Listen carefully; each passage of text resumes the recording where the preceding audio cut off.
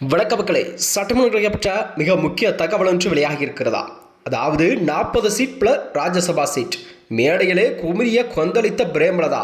தேமுதிகவின் ஒரு மெகா நிபந்தனையை மிரண்டு போன இபிஎஸ் மற்றும் ஸ்டாலினா. வாங்க வீடியோவை முழுமையாக்கலாம்.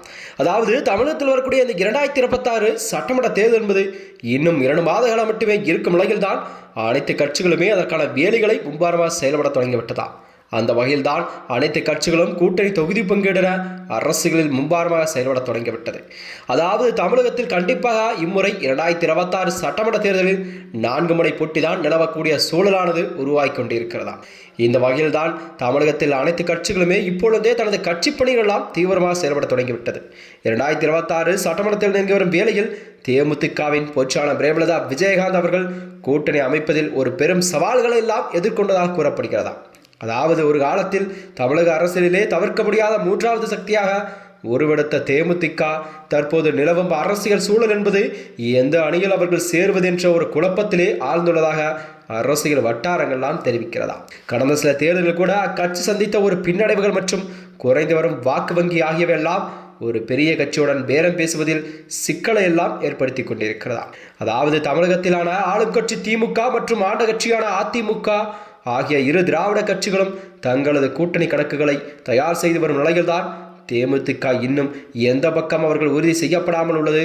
குறிப்பாக தேமுதிக தரப்பில் கேட்கப்படும் தொகுதிகள் என்பது எண்ணிக்கை மற்றும் ஒரு ராஜ்யசபா இடம் போன்ற நிபந்தனையை ஒரு பெரிய கட்சிகளுக்கு தயக்கத்தையும் ஏற்படுத்தியதாக கூறப்படுகிறதா.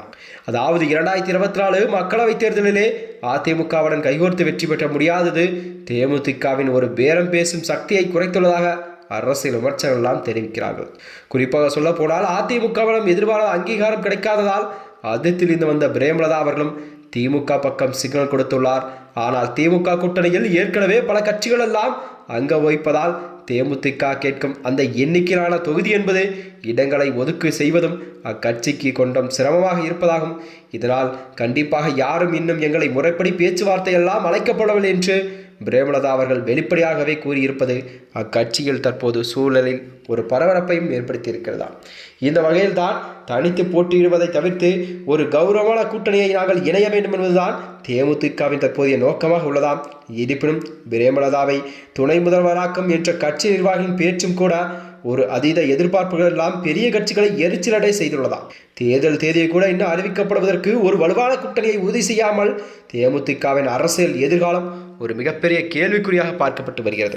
இந்த நிலையில் தான் தேமுதிகவின் பொச்சாளர் பிரேமலதா விஜயகாந்த் அவர்களின் அடுத்த கட்ட நகர்வு என்னவாக இருக்கும், தேமுதிகவின் எதிர்கால அரசியல் எப்படி எதை நோக்கி பயணிக்கப் போகிறது என்பதும் ஒரு கேள்விக்குறியாக பார்க்கப்பட்டு வருகிறது. மேலும் இது போன்ற வீடியோக்களை தெரிந்து கொள்ள நமது சேனலை மறக்காமல் சப்ஸ்கிரைப் செய்து கொள்ளும். நன்றி, வணக்கம்.